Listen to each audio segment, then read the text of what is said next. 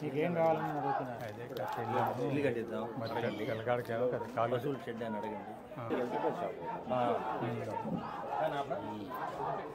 కొద్దిగా ఆపానా అదే కదా ఎందుకంటే దెబ్బ తగిలింది కదా కొద్దిగా షెడ్ అని అడగండి ఇస్తారు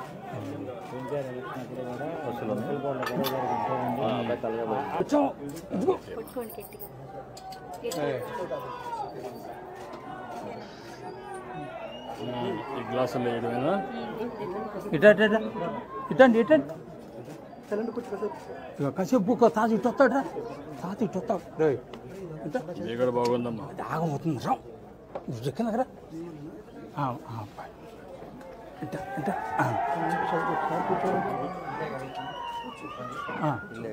ఇల్లను అబ్బాయి ఏదన్నా లోన్ అప్పుడే 2019 చెప్పు డాక్టర్ నా ఇద్దరం కొట్టారు అప్పుడు ఏ మరి అప్పుడే దెబ్బ తగిలింది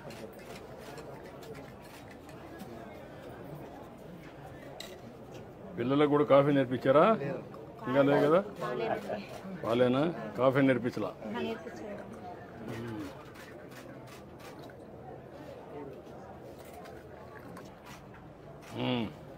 తాగమ్మా రా మీ నాన్న ఎక్కడ పక్కన కూర్చుని రమ్మ కూర్చోరా రా ఇప్పుడు నేను ఒక పని చేయండి మనకు ఎంత ఇస్తారు ఇంటికి 2.5 lakhs వస్తుంది ఇమీడియట్ చేసి నువ్వు ఒక పని చేయి ఒక 2,50,000 వాళ్ళు ఇస్తారు పార్టీ ఒక 2,50,000 ఇస్తాం ఊర్లో కావాలంటే ఇది చేసుకుంటాం నీట్గా ఇల్లు కట్టేసుకుంటాం 5 లక్షలతో అయిపోతుంది కదా ఏదైనా ఎక్కువ పడి చెప్పండి అది కూడా ఇస్తాం కాల్ నువ్వు చెప్పి కట్టేయమంటాను ఒక 6 నెలల్లో ఇల్లు కట్టేసుకోండి మొన్న రీసెంట్ యాక్సిడెంట్ జరిగి ఇంతకుముందు కరెంట్ పోల్స్కి లైట్లో చేసుకుంటున్నాను ఊళ్ళో చిన్న చిన్న రిపేర్ చేస్తా ఏదో ఉపాధి పొందుతున్నాను మనం యాక్సిడెంట్ జరిగినాక పోల్స్ ఎక్కడ కుదరక కుర్రోలు పెట్టి చేసుకోవాలి కుర్రోలు పెట్టి నాకేం రాట్లా నాకు ఎప్పుడు కరెంట్ తెలుసు కాబట్టి ఏదైనా సొంతంగా ఒక షాప్ పెట్టుకుందామని షాప్ పెట్టిస్తావు అది కూడా ఇచ్చేసేయండి నువ్వేంటి కమ్యూనిటీ ఏంటి రజిక ఓకే 5 lakhs లోన్ ఇస్తారు sir 2.5 lakhs subsidy 2.5 lakhs subsidy 2.5 lakhs loan 5 లక్షల రూపాయలు 5 లక్షలు సరిపోతుంది చేసుకోగలుగుతావా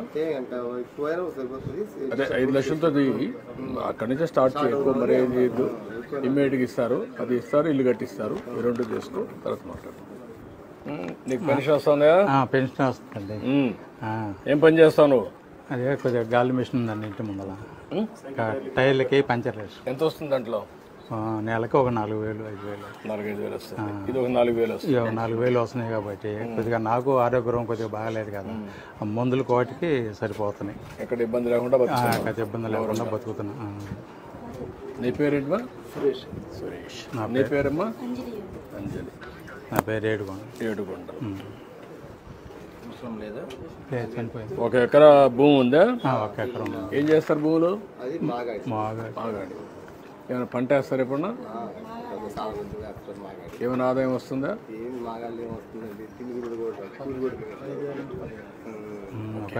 ఇప్పుడు నేను పని చేస్తాను మీకు ఇమ్మీడియట్గా ఇల్లు కట్టేయమంటాం నీకు ఆ లోన్ ఇప్పిస్తాం పిల్లలు బాగా చదివించండి ఓకే థ్యాంక్ యూ ఓకే ఇట్రండి ముగ్గురు ఇట్రండి పిల్లలు అందరూ రండి కదండి ఏదన్నా నాకు పాత పడిపోయింది ఏదన్నా గాలి మిషన్ ఏదన్నా ఎక్కడ ఇంటి ముందు లేదు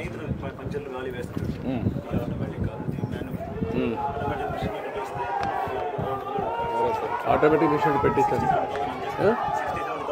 ఇచ్చేసి అవి కూడా ఇచ్చేసారు ఫ్యామిలీని సెట్ చేయండి ఏదో నీ పేరు చెప్పుకొని పక్కన బతుకుతా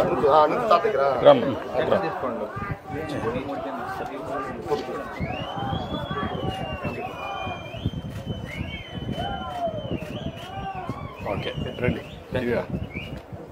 తీసుకున్నా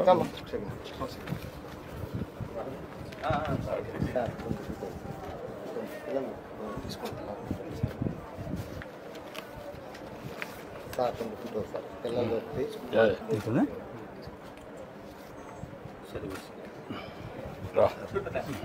అడ్డు కరెక్ట్గా ఇస్తున్నారా? కరెక్ట్గానే ఏం ప్రాబ్లమ్స్ ఏం ప్రాబ్లం లేదండి. ఎంతమందికి ఇచ్చారు? పొద్దున్నే వచ్చి ఇంటికి వచ్చి 64 ఉన్నాయి సార్, 62 కంప్లీట్ చేశాను సార్. 62. ఆ 2 లేరా వాళ్ళు? లేదు సార్, హాస్పిటల్స్. ఇటండి ఇంకో ఇటండి ఇంకోకాయ అడ్డోండి అడ్డోడరా.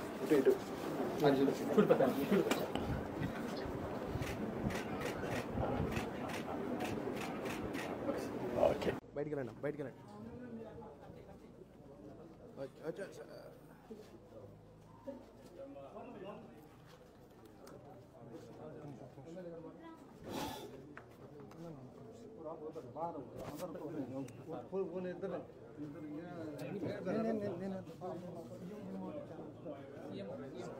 ఐఎంపిఆర్ సార్, ఐఎంపిఆర్.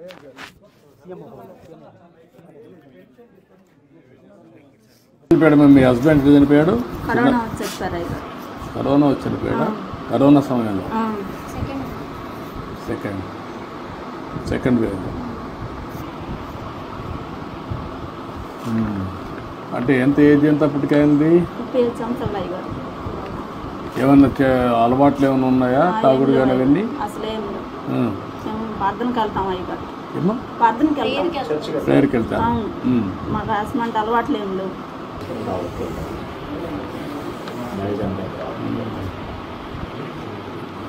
ఇప్పుడు మీ ఇంటి మీద సోలార్ పెట్టిస్తే పెట్టుకుంటారమ్మా? పెట్టుకుంటాం అయ్యారు. సోలార్ పెట్టించేస్తే కరెంట్ బిల్లు కట్టే పని ఉండదు. ఇంకేంటమ్మా, ఏంటి చెప్పండి మీ కష్టాలు? ఇంకేంటండి మా కష్టాలు? మా బాబుని చదివించుకోవాలనుకుంటున్నాను. ముఖ్యంగా వాళ్ళ కోసమే నేను ఇంత ప్రయాసపడుతున్నాను. నా బిడ్డల కోసం, ముఖ్యంగా నా బిడ్డలు చదివించుకోవడం కోసం. నేను ఆయాంలో 5 సంవత్సరాల్లో 5 సంవత్సరాల కాలంలో మన ప్రభుత్వంలో చేర్చినప్పుడు ఇల్లు కట్టించుకున్నాను. అప్పుడు జరిగిన మళ్ళీ 5 సంవత్సరాల కాలంలో మాకైతే ఏం అందుబాటులోకి రాలేదు. మేము చాలా ఇబ్బంది పడ్డాం కరోనా టైంలో. ఆ టైంలో పడ్డప్పుడు మమ్మల్ని ఎవరు ఆదుకున్న వాళ్ళు కూడా ఎవరు రాలేదు. 5 సంవత్సరాల కాలంలో కూడా అప్పుడు 50,000 కరెంటు బిల్లు కట్టేనే మీకు పింఛన్ ఇస్తాము, లేకపోతే మేయం. సచివాలయంలోకి వచ్చిన పింఛన్ ఎన్నికెళ్ళిపోయింది. ఎన్నికెళ్ళిపోతే 50,000 బిల్లు కట్టమంటే అబ్బాయి కూలి పని చేసుకుని ఇప్పుడు కూడా మేము నెల వచ్చాము 3,000 రూపాయలు డబ్బులు కట్టుకుంటున్నాం పింఛన్ కోసం 50,000 తెచ్చి. అప్పుడు మాకు సచివాలయంలో పింఛన్ ఇచ్చారు 50,000 కరెంటు బిల్లు కడితేనే. ఆ 50,000 కట్టుకుని ఇప్పుడు నేను అప్పుడు 2,750 రూపాయలు పింఛన్ తీసుకుంటున్నాను. ఇప్పుడు 4,000 వచ్చి నాకు అయ్యగారు నా బిడ్డని 4,000 రూపాయలు పెట్టి నా బిడ్డ నేను పోషించుకొని చదివించుకుంటున్నాను. అబ్బాయి తెచ్చిన 200 జీవిత ప్రకారం మేము ఇంట్లో ఆయుధ ప్రకారం వాడుకున్న ఎట్నా సార్ పాపని చదివించుకునే సామతికి మేము ఇప్పుడు నువ్వు ఇచ్చిన డబ్బులు పెట్టి మేము వాడుకున్నాం. బాగా చదివించమ్మా పాపని, మంచి భవిష్యత్తు ఉంటుంది. డాక్టర్ అవుతావా? నమ్మకమేనా? నువ్వు కూడా టైం ఉన్నప్పుడు చదువుకోకూడదు. పార్ట్ టైం నువ్వు ఇంటర్మీడియట్ ఏం చేసావు? అప్పుడు పాస్ అయినావు. ఇంటర్మీడియట్ ప్రైవేట్ ఇది చేస్తే నీకు క్వాలిఫికేషన్ కూడా వస్తే వ్యాపారానికి కూడా నీకు ఉపయోగపడుతుంది. ఇంటర్మీడియట్ పాస్ అయ్యావనుకో, దెన్ డిగ్రీకి వెళ్ళు. కొద్దిగా టైం స్పెండ్ చేయి. నువ్వు పాలిటెక్నిక్ అదే పాలిటెక్నిక్ చేయించు, నీకు ఐడియా వస్తుంది, చాలా ఉద్యోగాలు వస్తాయి. రెండోది వచ్చి నీకు వ్యాపారం కూడా కంట్రోల్ వస్తుంది. చిన్నగా ఇచ్చి ముందు రిపేర్ చేయి, ఆ 3 లక్షలు పెట్టి దాని నుంచి నెక్స్ట్ ఎట్టుకోవాలి. చదువుకుంటూ 2 పనులు చేయి. ఓకేమ్మా, నేను ఆ డబ్బులు కూడా ఇప్పుడు బిల్లు ఇచ్చేసేయమంటాను. ఇది కూడా పెట్టిస్తాం, సోలార్ పెట్టిస్తాం. ధైర్యంగా ఉండండి. ఈ పాపని ఏం కావాలో అవన్నీ ఇప్పించి చదివించాలి. నాకు ఎంబీబీఎస్ చేసేట్టుగా మీరు మెంటరింగ్ చేయాలి. రేపటి నుంచి పాప జిల్లా అడ్మినిస్ట్రేషన్ ఉండాలి. ఒకటి టేక్ లాజికల్. ఓకేమ్మా, బాగా చదువుకోవాలి.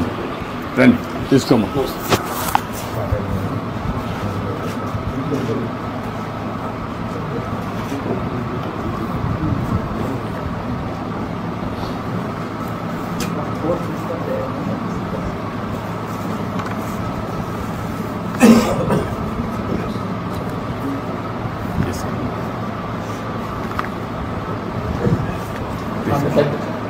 రామ్ అడ్డు ఇట్లా లేమ్మా